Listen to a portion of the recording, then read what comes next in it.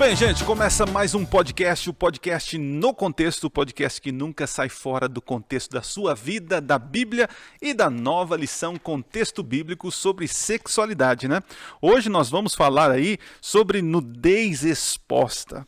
E eu estou aqui com o Jefinho, né? Que não veio da Virgem Maria, mas é Jefferson Santana, né? Tudo bem? Tudo certo, Adriano. Olá para todo mundo, graça e paz, é bom estar com vocês.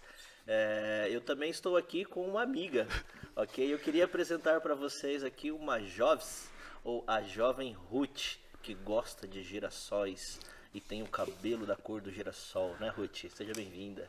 Muito obrigada, pastor, estou muito feliz de estar aqui. Oi para todo mundo. E a gente está aqui também com o pastor Caio. Não é, Caio? E aí, Ruth, que bom, obrigado, viu, pela apresentação. Eu queria só falar aqui, ô Jefferson, a pior apresentação de todas no contexto foi a dele. Eu poderia falar assim, o Jefferson que não veio de metrô, mas é Santana... O Jefferson que não é Volkswagen, mas essa... Podia falar qualquer coisa. Não, eu pensei na Virgem Maria, mas sexualidade. Ele podia falar Santa Ana, mas nem a apóstola, ele não pôs nada. Ele não é Virgem Maria, mas é a Santa Ana. Eu tenho escutado exatamente todas as apresentações, eu fiquei esperando uma coisa elaborada do Adriano, né? Então, vamos voltar. Ele esgotou tudo. Mas, galera, bom demais estar com vocês aqui, nessa lição aqui extraordinária, principalmente aqui, recebendo a apresentação da Ruth aí, ó. Alegria estar com você aqui, viu, Ruth? Muito bom, viu? Os demais aqui já é tudo de casa, aqui é tudo... É isso aí. Gente, então, para você que está nos assistindo, nos ouvindo, quero convidar você a nos seguir lá no @ja.paulistaleste e também no YouTube, vai lá no nosso canal Paulista Leste, ok? E para a gente começar aqui, vamos fazer uma oração. E eu quero pedir, então, para o Jefinho Santana, pedir a bênção de Deus. Vamos lá? Ok, vamos orar então. Deus de amor, muito obrigado pela oportunidade da vida que o Senhor nos dá hoje. Nesse momento, Senhor, vamos aqui repassar e estudarmos juntos a lição da Escola Sabatina com um tema muito importante para a nossa sociedade e principalmente para os nossos jovens. Que o Senhor venha fazer-se presente entre nós. Oramos em nome de Jesus. Amém, Senhor. Amém. Bom, então vamos começar lendo o nosso texto-chave e quero convidar você que está nos assistindo, colocar aí nos comentários aí se está gostando, o que você entendeu da lição, coloca aí nos comentários e você que nos ouve, compartilha aí para os seus amigos. O texto de hoje é Salmos, eu quero ler o Salmo 39, só que é o texto todo, né, de Salmo, mas eu vou ler apenas os primeiros versos. Na minha versão, ela diz o seguinte, ó Senhor, Tu examinas meu coração e conhece a todo meu respeito. Sabes quando me sento, quando me levanto, mesmo de longe conhece meus pensamentos. Tu me vês quando viajo e quando descanso. Sabes de tudo que faço. Antes mesmo de eu falar, o Senhor sabes o que vou dizer. Vais adiante de mim e me segues, põe sobre mim a tua mão. Esse conhecimento é maravilhoso demais para mim, é grande demais para eu compreender. Esse texto aqui abrange muita coisa, né? Que fala sobre a onisciência, depois vai falar sobre a onipotência de Deus, né? E o nosso quadrinho aqui, eu achei interessante dessa menina aqui na lição que queria saber das coisas, né? E quando ela começou, né, a receber o que tinha pedido para Deus, ela ficou doida, imagina saber de tudo, né? E ela depois pede para Deus, Senhor, tira isso de mim, porque saber de muitas coisas não é tão bom assim, né? E nós temos um Deus que sabe tudo, né? Sabe tudo. Avançando aqui já, entrando no nosso contexto, a lição tratou aí sobre vergonha e culpa, né? E eu achei interessante as definições.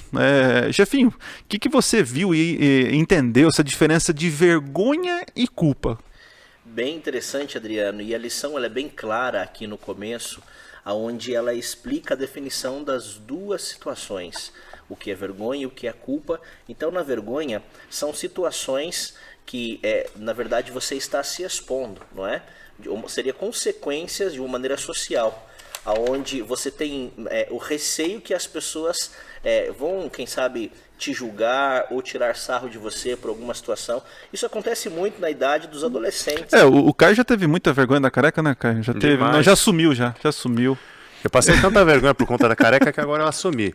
O problema, Adriano, a gente precisa fazer uma campanha aqui para alguns caras terem esse empoderamento de perder a vergonha e assumir a careca. Por exemplo, o Adriano aqui, ele disfarça bastante, usa até aquele sprayzinho para tentar esconder o fundo da piscina ali da careca dele.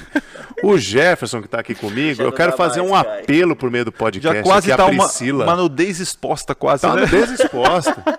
Aí não tem sigilo, não tem privacidade, não tem mais nada. Priscila, autoriza o Jefferson. Galera, vocês que estão participando aqui do No Contexto, entra nessa campanha aí.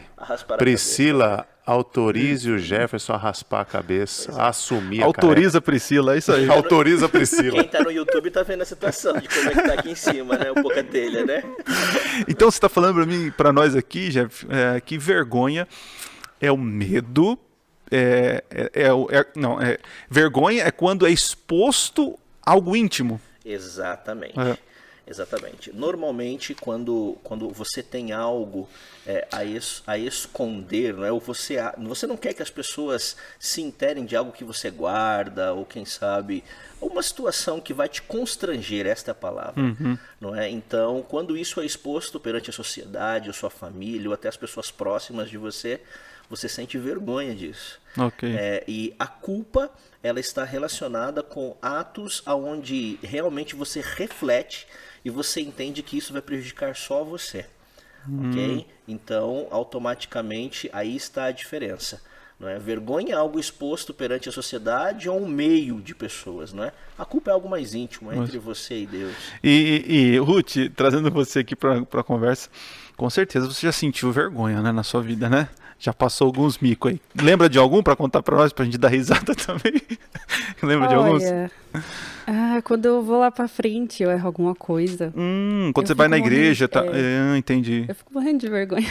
Eu lembro que a primeira vez que eu fui cantar na igreja, eu não consegui terminar a música, porque eu não conseguia falar. Uma vergonha, né? Uma vergonha. Né? Eu sempre fui muito afobado, não cortando a Ruth, mas eu sempre fui muito afobado. Não é? E acelerado nas atividades, eu sempre fui muito proativo também. Eu me recordo de uma vez que nós estávamos no casamento de um amigo e eu estava ali ajudando na questão do som e tinha uma escada de madeira para chegar no som. Cara, na hora do voto matrimonial, o pastor falando aquela igreja em silêncio e eu fui descer a escada da igreja de frente. E de repente eu tropecei e aquele barulho, blá, blá, blá, blá, blá, blá, blá, descer na escada. Essa cena não sai da minha mente. Que pena que na época eu não tinha na minha vida adventista, né? Pra poder ter pegado esse momento, né? Não tenha dúvida. Aquele dia eu senti muita vergonha, porque a igreja inteira olhou pra trás e viu a cena do Jefferson pendurado no meio da escada e não tinha nem como disfarçar. Sabe quando você quer sair pela tangente assim, aí não dá?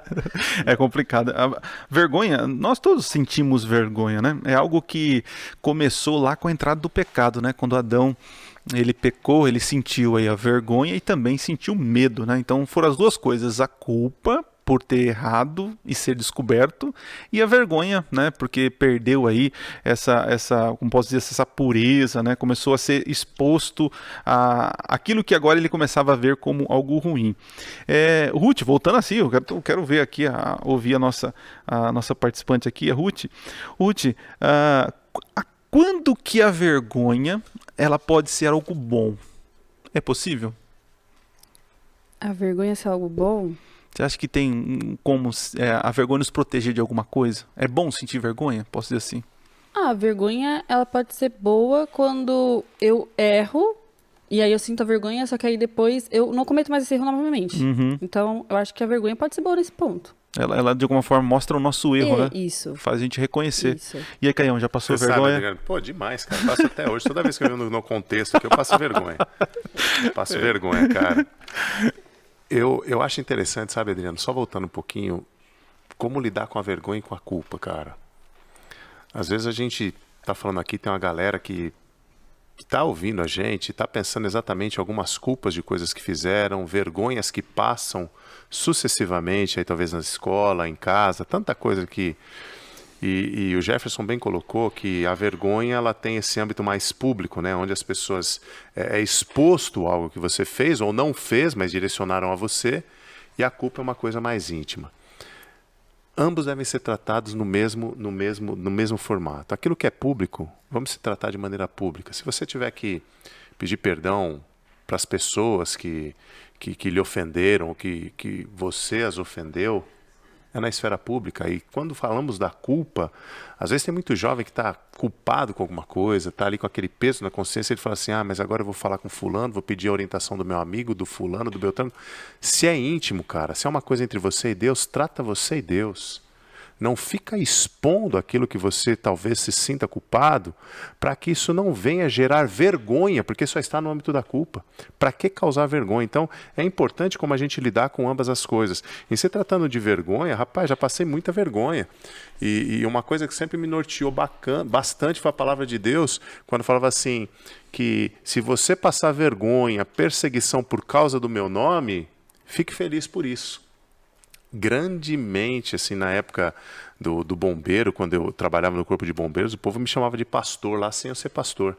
E era tudo por conta do sábado. Pô, o cara do sábado, no sábado não faz nada, no sábado é preguiçoso, no sábado não faz isso, tal. E o pessoal arrebentava. E às vezes iam pessoas ali visitar o quartel no sábado e perguntavam assim, e aquele ali? Aquele ali é vagabundo. E aquele ali? Aquele não faz nada, tal.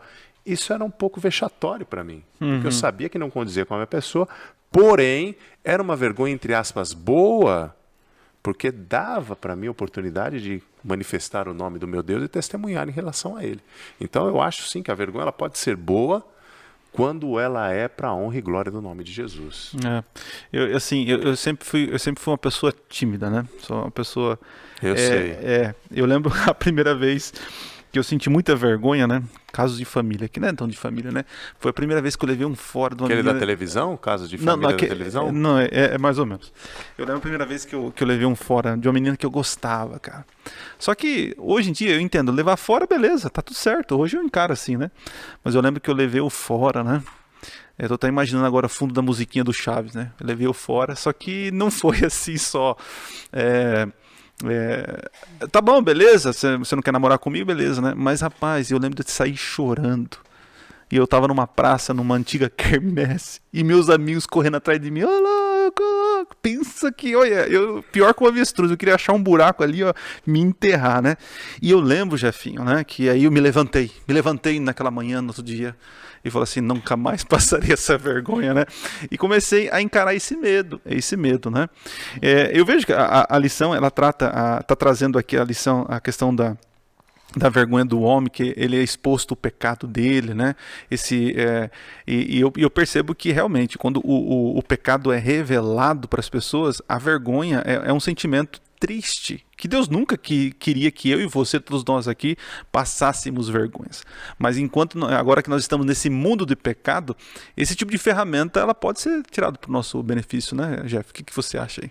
Com certeza. E pegando o gancho do que você mesmo mencionou, é interessante que lá no princípio, quando Deus criou o homem e a mulher, Deus os fez tão puros dentro do jardim do Éden, sem pecado, que exatamente eles não conheciam o que era vergonha, o que era culpa e o que era maldade.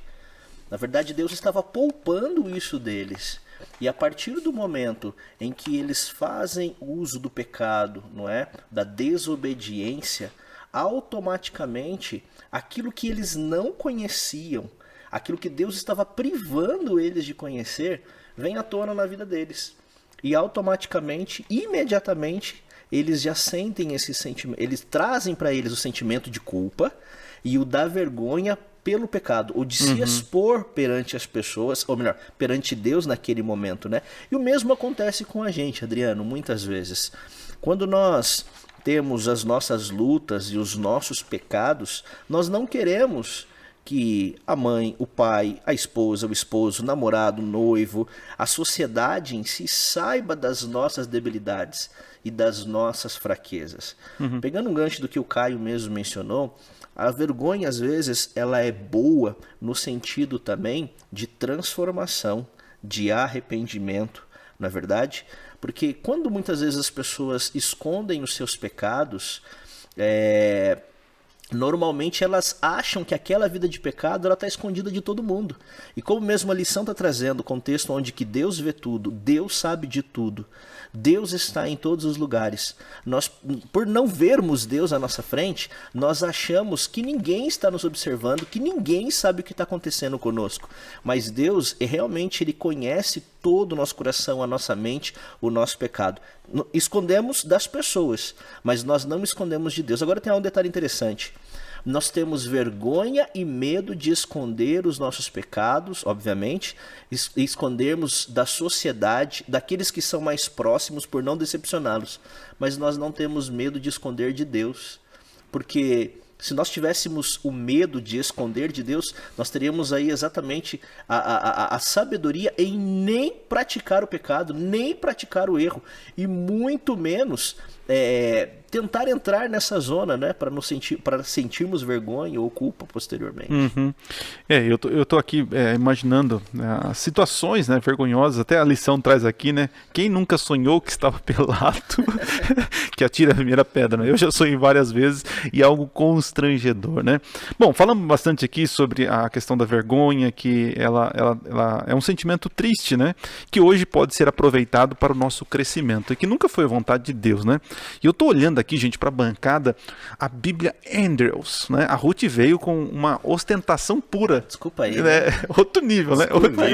É outro nível. E a lição toda marcadinha, a minha nem coitada, tá branquinha aqui. Até a do Caio nem tem nada. Post-it, né? Post-it ali. Então eu vou mandar uma pergunta aqui para Ruth aqui, né? O Ruth, o que você acha sobre essa questão? A lição tratou sobre privacidade e sigilo. O que você extraiu desse conceito aí de privacidade e sigilo? Antes de comentar isso, eu queria comentar a lição de segunda, posso? Opa, claro, opa. Então, o pastor Gerson falou sobre Adão e Eva, né? Aqui em Gênesis 2:25, diz que de que um e outro, o homem e sua mulher, estavam nus e não se envergonhavam. Uhum. Eles não se envergonharam naquele momento porque os dois compartilhavam do mesmo sentimento. Então, um estava ajudando o outro. Só que interessante é que quando Deus vai até eles, aqui em Gênesis 3:9, e chamou o Senhor Deus o homem e lhe perguntou, onde estás? E ele respondeu, ouvi a tua voz no jardim e porque estava nu, tive medo.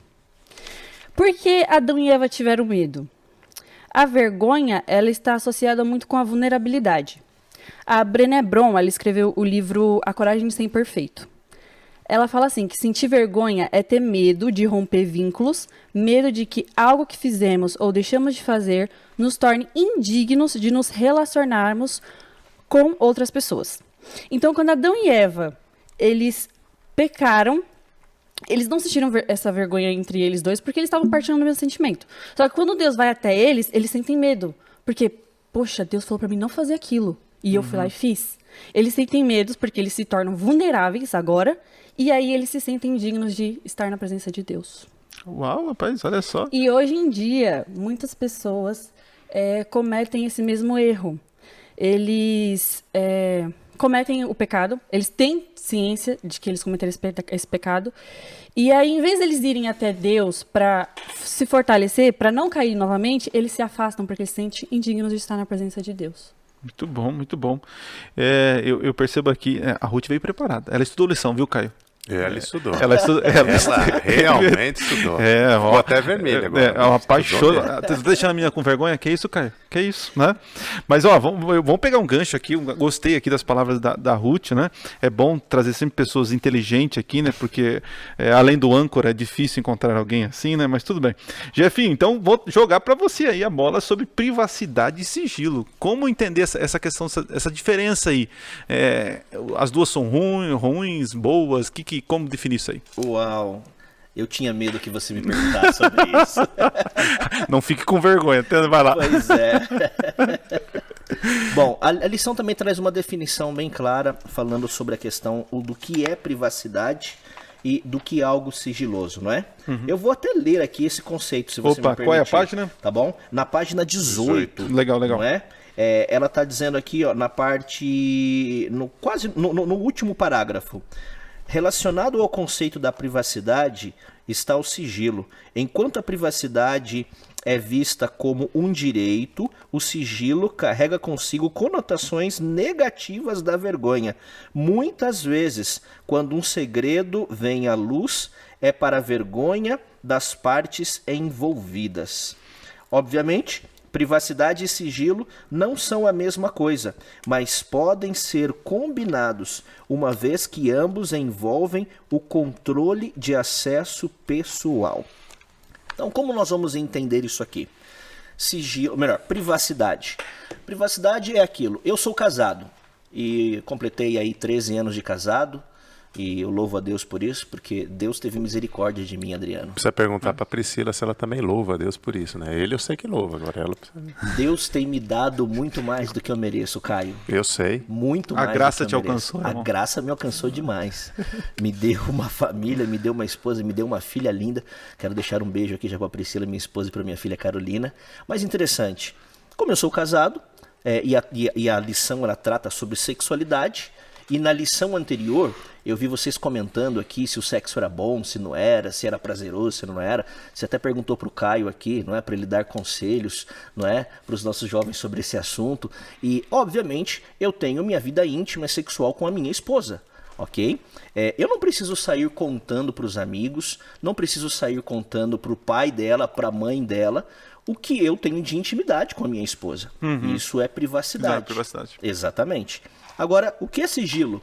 Sigilo imagina que em algum momento, não me interpretem mal, obviamente que nós não queremos e não vou fazer isso, a questão de uma traição, mas imagina que em algum momento acontece uma traição da minha parte, e eu preciso então guardar este sigilo, por medo, por vergonha, e eu não vou querer contar isso para minha esposa, e de repente nessa traição, veio alguma doença ou veio alguma situação que envolveu outras pessoas e aí eu não comparto isso com a minha esposa. Então, privacidade é aquilo que eu não preciso trazer em público de uma maneira da sociedade.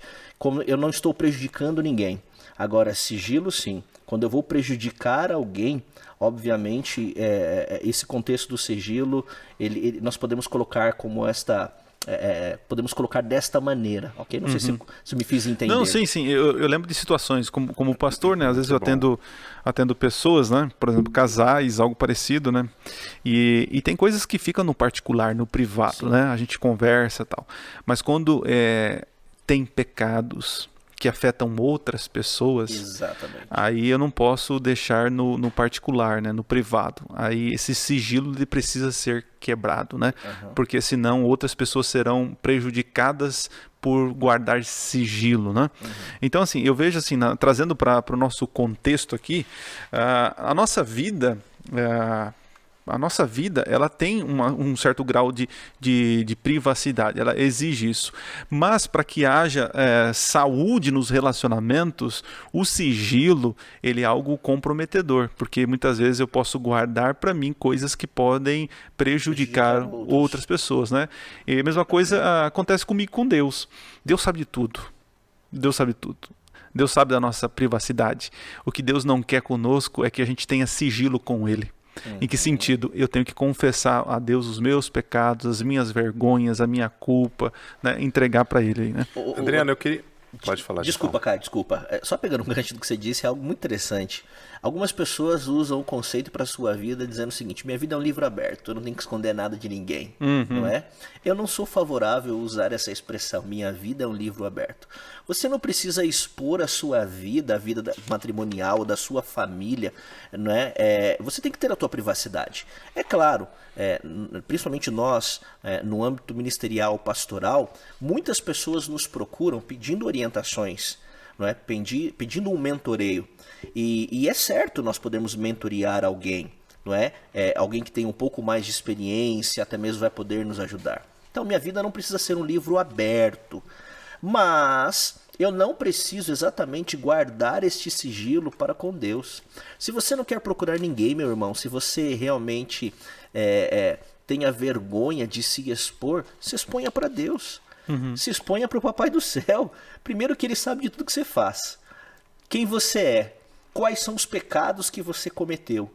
Então é Ele que você tem que procurar. Para que Ele possa te ajudar né, para que ele abra a sua mente. Aquilo que você mesmo disse, Adriano, a partir do momento que eu não estou prejudicando alguém, não é? Esse sigilo, ele precisa ser quebrado perante Deus. A gente tem que tomar cuidado para não tornar aquilo que é particular, privado, exposto, né? Por exemplo, o Caio já parou de mandar nudes, né? O Caio já parou, não manda mais nudes, que entendeu que isso é algo particular, Mas sabe, algo privado. Depois que eu rapei a cabeça, cara, que mais nudez que essa aqui? Então, assim, tem meu retrato já é uma nudez. Tem muitos amigos nossos aí que estão nos ouvindo, nos assistindo, né? Que a nossa vida sexual, são coisas particulares. A gente não tem que ficar se expondo, né? A gente só expõe aquilo que é necessário, que vai ajudar alguém, né? E que não vai prejudicar outras pessoas. Adriano, só falar aqui a respeito desse lance de controlar a exposição, né? A gente tem que ter isso daí em mente, claro. O Jefferson aqui fez até a alusão ao casamento, mas nem tudo aquilo, e se vocês me permitirem discordar aqui a respeito do que é sigiloso, eu percebo assim que a linha da lição está falando que tudo que é sigiloso tem aquela conotação de errado, algo que vai sempre te expor, algo que vai sempre te envergonhar. O problema é quando a gente leva isso como uma regra e, falando no âmbito do reino, a gente tem muito jovem que conhece o amor de Deus, conhece a verdade de Deus e trata esses pontos em sigilo. Como que eu quero dizer com isso? Guarda só para si. Tudo que é referente à salvação do outro, por mais que você sabe, mas não compartilha, você está de uma maneira direta, não é nem indireta, é direta, compartilhando com a desgraça e com a vergonha futura daquela pessoa. Quando a gente olha isso daqui também pelo âmbito do grande conflito, tem isso aqui. Então, se olhar no viés que o sigilo é sempre algo atrelado à vergonha, à exposição desnecessária, isso pode fazer com que eu tenha uma leitura equivocada também da proclamação do reino de Deus. Então, no âmbito do reino, o jovem não pode ser sigiloso, se vocês me compreendem dessa forma. Tudo aquilo que tem a ver com a salvação de outrem, eu tenho que abolir o sigilo e tornar exposto, tornar público. Agora, no questão da sexualidade, que é aqui, a gente tem que tratar exatamente dessa forma aí, né? Esse controle de exposição e o sigilo. Caio, isso é tão verdade que a Bíblia ela traz exemplos sobre isso, né? Deus permite situações sendo expostas para salvação. Exatamente. Não é? Quando a gente vê a história de Davi mesmo, e a lição ela comenta sobre a história de Davi, não é? Enquanto Davi estava ali com seu pecado encoberto, e ele tentou dar um jeitinho para o seu pecado encoberto, na verdade ele não tinha arrependimento. Aí a gente entra numa outra vertente, né? O que é arrependimento e o que é remorso, né? Não tinha um arrependimento genuíno naquele primeiro momento. E sim, o que tinha era um remorso, o medo da consequência, não é? E a vergonha está vinculada a isso também, medo da consequência. Vamos quebrar o sigilo agora da Ruth. Ruth, o que você tem a nos dizer aí? Eu percebo assim, essa questão do sigilo, nós... não sei, eu vejo uma sociedade assim que tem seus desafios, né, de abrir o coração, de compartilhar, né, e até de confessar pecados, né? E como você vê isso, Ruth, no seu relacionamento com Deus, com as pessoas, às vezes com medo de se expor, a vergonha você mantém no sigilo. Como que você lida com essa situação? Então, em relação a me expor, todo mundo tem que ter alguém que confia, né? Alguém que pode contar tudo, pode contar suas vulnerabilidades e não vai te julgar e vai te amar da mesma forma. Eu tenho uma amiga que eu conto tudo pra ela. Ela é minha âncora muitas vezes, eu aprendo muito com ela. E a mesma coisa a gente tem que fazer com Deus. Só que não podemos sair falando pra todo mundo o que a gente faz ou deixou de fazer, porque aí as pessoas elas podem usar isso pra algo ruim. Mas enquanto a Deus, aí Deus tem que saber de tudo. Sabe, Ruth, vou pegar parafrasear algo aqui da escritora Ellen White. Ela fala assim, que coisa alguma dentro do casamento, dentro do relacionamento familiar, deveria partir para outra pessoa, a não ser para Deus. Se a gente usar isso daí como uma regra na nossa sociedade, tantos problemas seriam evitados que a gente não faz ideia.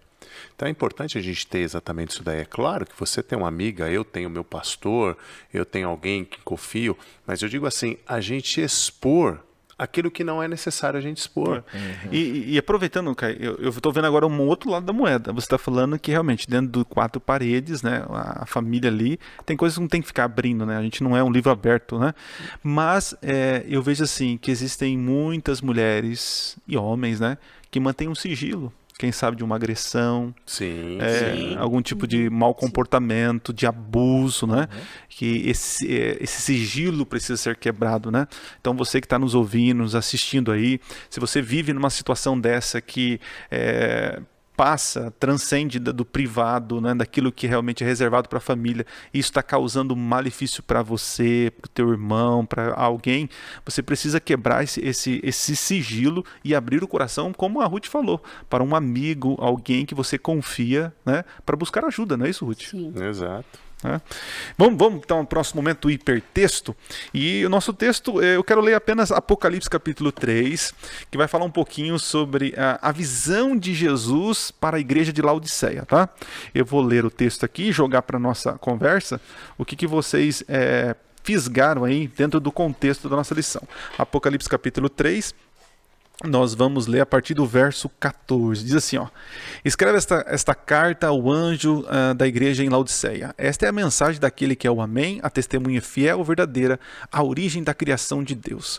Sei de tudo que você faz. Interessante isso. Você não é frio nem quente. Desejaria que fosse um ou outro, né? Mas porque é como água morna, nem quente nem fria, eu o vomitarei da minha boca. Agora é interessante, agora a igreja vai dizer como ela é, né? É Jesus falando, né? Ele fala assim, ó: você diz, sou rico, próspero e não preciso de coisa alguma, e não percebe que é infeliz, miserável, pobre, cego e nu.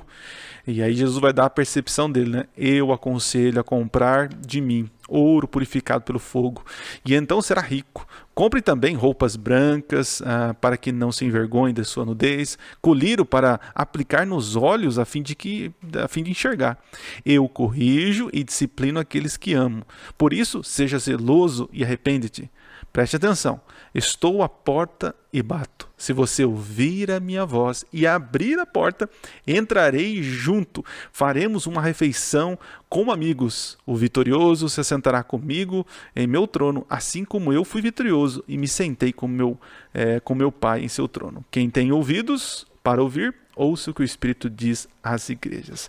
Então aqui, em todas as cartas aqui no livro do Apocalipse, Jesus fala que conhece, sabe de tudo, né? E é interessante isso, essa onisciência de Deus, ela é constante na nossa vida. Mas trazendo aqui para nossa questão aqui, do nosso texto, como assim? De que maneira eu posso assim conviver, sabendo que Deus, ele sabe de tudo, né? E como que eu faço para que ele faça parte da minha vida, né? Porque assim, Deus, ele sabe de tudo, tanto o privado como o sigiloso nosso, né? Mas como que eu faço para realmente viver uma vida, um livro aberto para o nosso Deus? Quem gostaria de comentar sobre isso? Na esfera celestial não existe privação nem sigilo. Essa é a verdade. Tem como esconder nada, né? Desmascarar. Deus sabe tudo. O texto fala assim, eu conheço você muito bem. Uhum. Quer dizer, Deus conhece o meu íntimo, Deus conhece além das minhas ações, Deus conhece a minha intenção. Uhum. E quando a gente parte por esse lado, a gente percebe que não dá para esconder. Eu posso esconder da minha mulher, posso esconder do meu líder, posso esconder do meu chefe, do meu professor, mas nunca de Deus. E como eu posso aqui dar permissão para Deus entrar na minha casa e falar, Senhor, minha vida é essa desgraça toda mesmo, eu escondo das pessoas, eu tento me preocupar muito mais com a minha imagem do que realmente quem eu sou, e eu quero que o Senhor entre. Quando Jesus entra na minha casa, eu estou abrindo um pouco da minha privacidade, mesmo sabendo que Ele conhece, eu estou abrindo. Esse é para mim, o exercício mais difícil, mais dificultoso de um ser humano, é você expor a tua privacidade. Uhum. É você chegar para alguém e falar assim, olha, eu sou isso. As pessoas pensam que eu sou aquilo, mas eu sou isso. E aqui nesse momento aqui, sabe, Adriano, do hipertexto, pegando esse gancho aqui de Apocalipse, eu coloco privacidade com testemunho, cara. Testemunho. Parece uma coisa testemunho fiel, né? Verdadeiro. Testemunho fiel, verdadeiro. É exposição, assim como a privacidade é uma exposição controlada, você controla aquilo que você vai expor para as pessoas, eu acho que o testemunho é você escancarar realmente a Cristo. É uma coisa assim, algo real. Ser autêntico, autenticidade. Eu vou pôr aqui, privacidade, autenticidade, é a palavra que eu vou colocar aqui. Jefinho, falando sobre esse Jesus querendo entrar na nossa vida, né? Interessante, né? Ele já faz parte da nossa vida, mas nós precisamos aceitar isso, porque ele vê tudo, né? Uhum. E aqui no texto diz que ele está à porta, né? Batendo, né? Uhum. Entendendo esse conceito aqui e aproveitando nossa palavrinha da rede semântica aí, privacidade, o que você pode nos ajudar aí na compreensão desse texto e uma palavra para linkar aí a nossa palavrinha semântica? Okay. O Caio foi muito, muito feliz na colocação que ele falou ali da autenticidade. Mas eu diria que para que nós possamos evitar, nos esquivar, não só da exposição, do pecado e até mesmo dessa privacidade para com o nosso Deus, que é o nosso melhor amigo, Jesus que é o nosso melhor amigo, eu preciso deixá-lo realmente fazer morada no meu coração. Quando eu falo do coração, eu estou falando do quê? Da mente, na verdade? Então a minha mente tem que estar conectada com a mente de Jesus. Quero voltar ali um pouquinho, se você me permitir, Adriano, no contexto da história de Davi. Enquanto a vergonha, a culpa dele não foi exposta, parece que não caiu a ficha de Davi do que ele precisava fazer, ok? Mas Davi nos chama a atenção porque ele foi humilde em reconhecer o seu erro, reparar o seu erro, no entanto que a Bíblia o reconhece segundo o coração de Deus, ou seja, segundo o pensamento de Deus. Ele estava conectado com a mente com Deus. Para que eu possa exatamente deixar Jesus fazer morada na minha vida, eu preciso estar conectado com Deus. A minha mente precisa estar conectada com aquilo que Deus tem para mim, para que então eu me esquive do pecado, da vergonha e que minha vida para com Deus não seja uma privacidade. Caio disse bem muita verdade. A minha vida com Deus não tem que ter privacidade. Ele que conhece tudo, minha vida tem que ser aberta para Deus. Então eu diria, além do contexto do que o Caio mencionou, eu diria que nós poderíamos colocar aqui também humildade. Eu preciso ser humilde em reconhecer, não é, que exatamente eu preciso estar conectado com Deus. Bom, e para você que está em casa e quiser participar da nossa rede semântica, coloca aí nos comentários do YouTube, tá certo? E também pode ir lá nas nossas redes sociais e colocar as palavras que vocês entendem que se encaixaria com a nossa palavrinha privacidade. E eu quero ouvir aqui da Ruth. Ruth, qual a sua palavrinha, o que você entendeu do texto de Apocalipse dentro do nosso contexto? A palavra que eu colocaria aqui seria intimidade. Porque por mais que Deus ele conheça tudo que a gente faz durante o dia, até os nossos pensamentos, temos que ter intimidade para poder ter uma maturidade espiritual. E a intimidade, pelo que eu entendo, é uma permissão, né? É uma permissão. Eu tenho intimidade com a minha esposa porque eu permito que ela se aproxime de mim e vice-versa, né? Fruto de relacionamento. Sim. Intimidade é relacionamento, é confiança plena. Muito bem, gente. Então vamos avançando aqui. Já estamos na parte do compartilhe. Plenamente conhecido e amado, né? Algo que nós estamos falando aqui sobre intimidade, é necessário na nossa vida cristã ter essa intimidade com Deus, né? E nós temos que ter intimidade com as pessoas, mas tem os nossos limites. Com Deus não tem esse tipo de limites e nem deve ter limites a nossa intimidade com Deus. Mas falando sobre a onisciência, a onipresença de Deus, em certo momento, às vezes não é que me incomoda, né? E é bom que incomode a onisciência de Deus, né? Porque eu lembro uma vez que eu lendo um livro, um psicólogo dizia o seguinte: nós somos o que somos quando ninguém está olhando. Quando ninguém está olhando, Caio, o Jefferson coloca o dedo no nariz. Coloca o dedo no nariz e não sei depois onde ele coloca.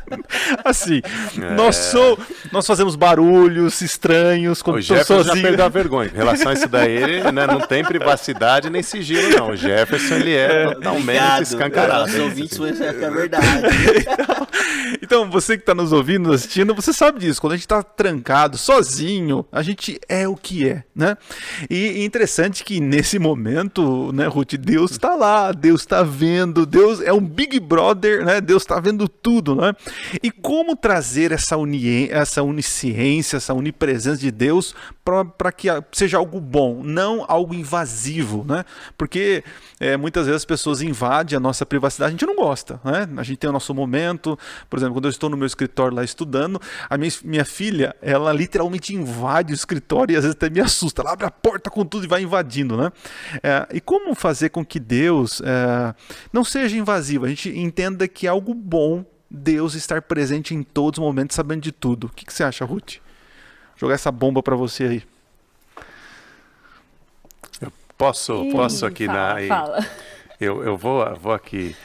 Salmo 139, cara, para mim é o lance pleno aí quando o Davi fala. Eu lembro logo do hino do Prisma.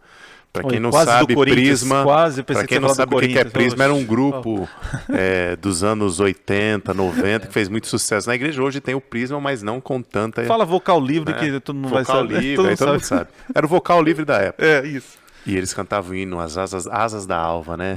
Ainda que eu esteja em tal lugar e tal, Deus sempre vai me ver. E isso daí, às vezes, quando a gente não conhece a plenitude do amor desse Deus, é algo realmente incômodo. Porque a gente fala, poxa, Deus está me vendo tudo, parece o Big Brother, como o Adriano falou. É câmera para todo lado, ó, se você for no banho, se você for no... Deus te vê.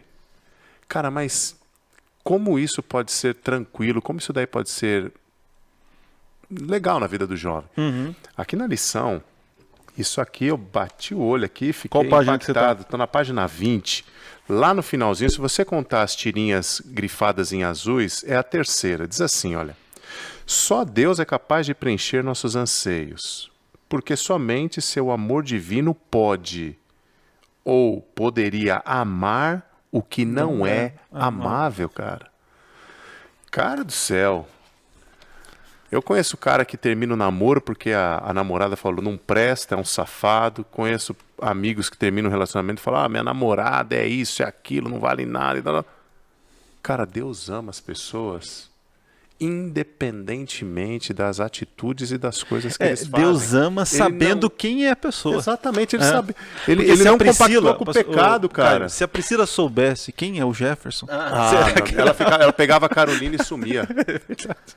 Mas Deus ama o Jefferson, mesmo sabendo quem é o Jefferson, cara. É inacreditável. Mesmo com o dedo no nariz, assim por diante. É isso que eu falo.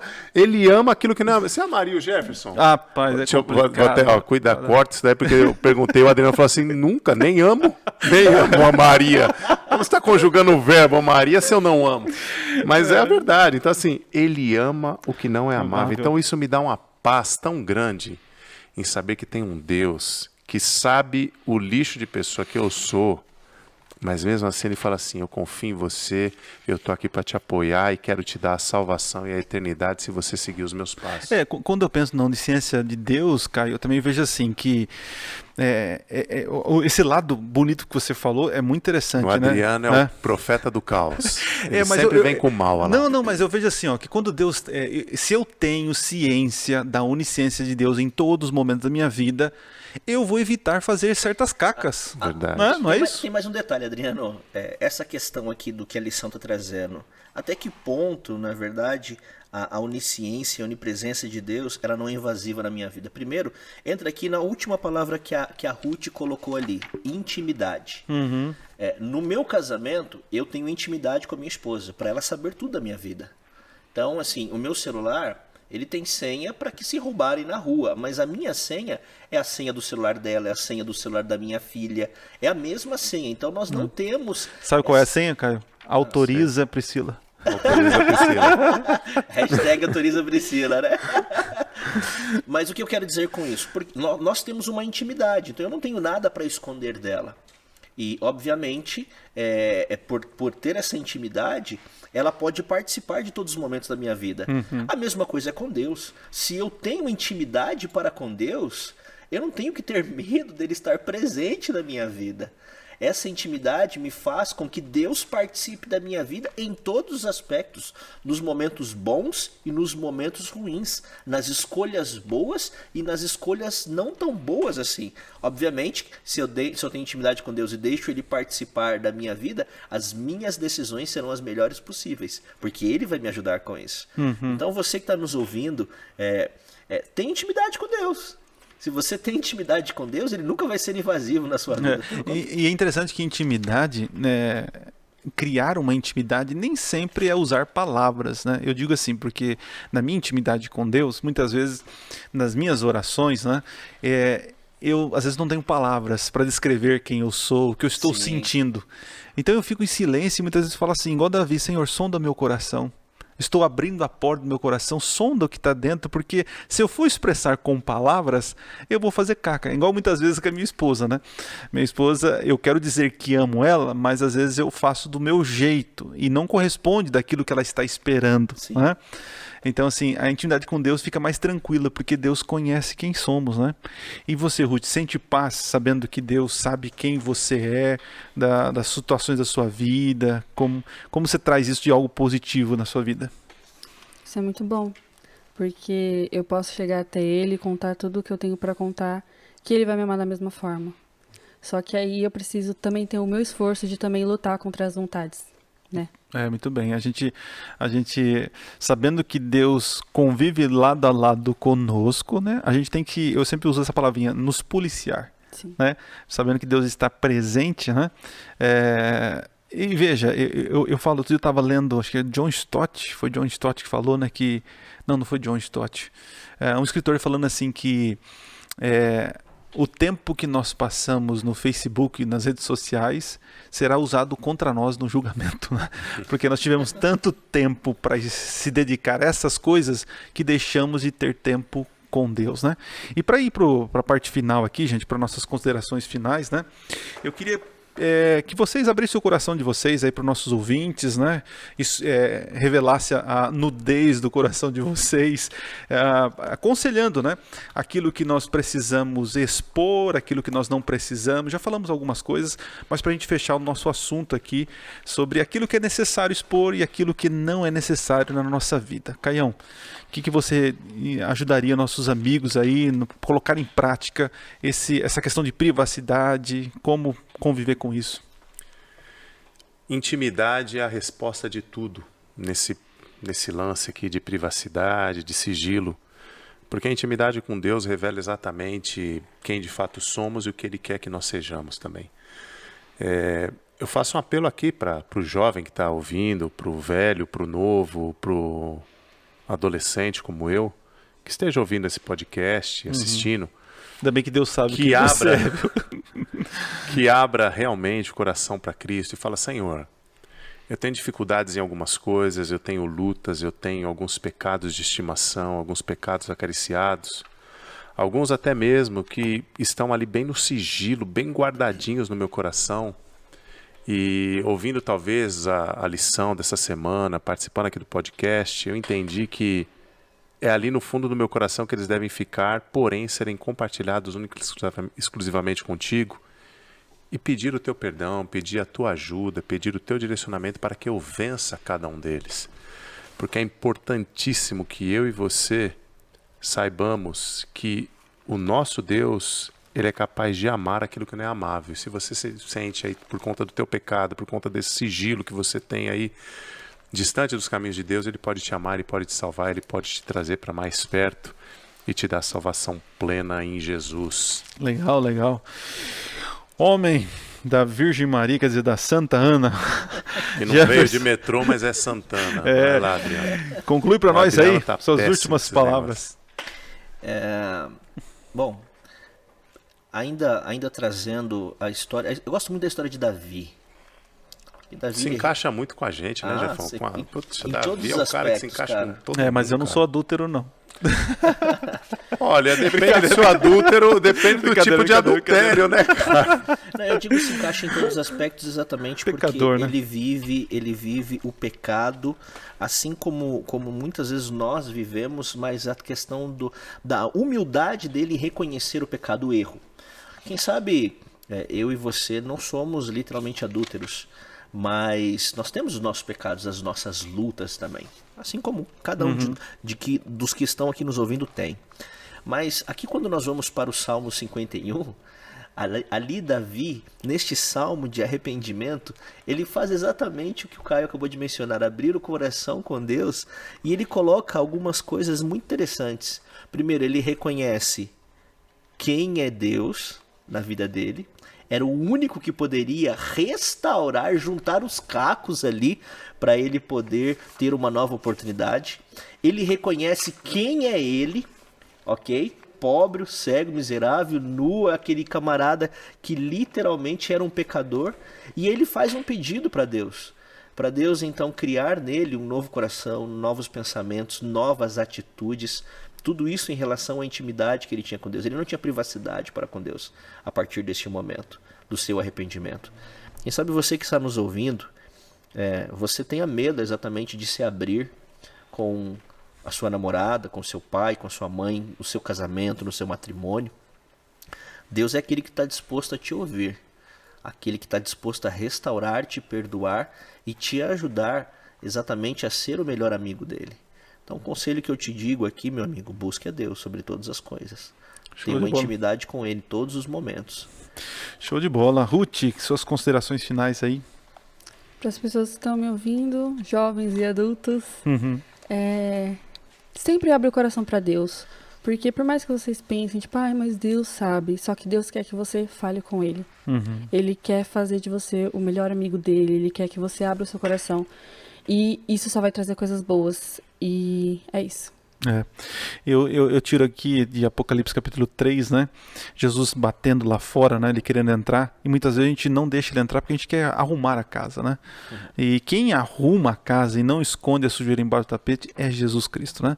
Então, nossos amigos aí, ouvintes, quem está nos assistindo, abra o coração para Jesus e ele vai entrar e com certeza fará uma limpa, né? E cuidado para abrir o teu coração, a tua privacidade nas redes sociais, para outras pessoas. Sem nudes, né? Tome cuidado com isso. O Caião já aprendeu, né? Mandou nudes errado aí e deu consequência, né, Caião? Então, fica aí o nosso conselho, a nossa dica para você. Trate as coisas, principalmente da questão da sexualidade, algo particular seu, não fique se espalhando, se exibindo, saiba proteger a tua privacidade e cuidado com o sigilo do pecado, algo que vai prejudicar outras pessoas. Compartilhe, abre o coração para pessoas de confiança, né? Para terminar então o nosso podcast, quero convidar aqui a Ruth, você pode fazer a nossa oração final? Posso? Oremos. Senhor Deus, muito obrigado por mais um dia de vida. Obrigado pelo que aprendemos hoje, que possamos pôr em prática e a cada dia mais nós podemos ter intimidade contigo. Que não importa, a gente tem que entender que não importa o que aconteça, o Senhor nos ama da mesma forma. Amém. Abençoe o nosso lar, a nossa família, as pessoas que estão nos ouvindo. Em nome de Jesus, amém. Amém. Muito obrigado, Ruth. Valeu pela tua companhia. Deus abençoe você. Valeu, Jefinho. Tamo junto, precisar as ordens. Tamo aí. E o hashtag aí, gente, autoriza Priscila, né, Caio? Autoriza Priscila, por favor. Caião, valeu. Obrigado mais uma vez. Valeu, Adrianão. Sempre bom, cara. Valeu, Jefão, Ruth. E para vocês que estão nos assistindo, segue a gente lá no @JA Paulista Leste, lá no Instagram e também no YouTube, né? Se inscrevam no canal Paulista Leste. E também tem a descrição aqui do vídeo e também do podcast, os nossos links aí para nossa interação, tá? Um forte abraço para vocês e nos vemos na próxima semana. Nos vemos e nos ouvimos, tá bom? Valeu, gente. Até mais.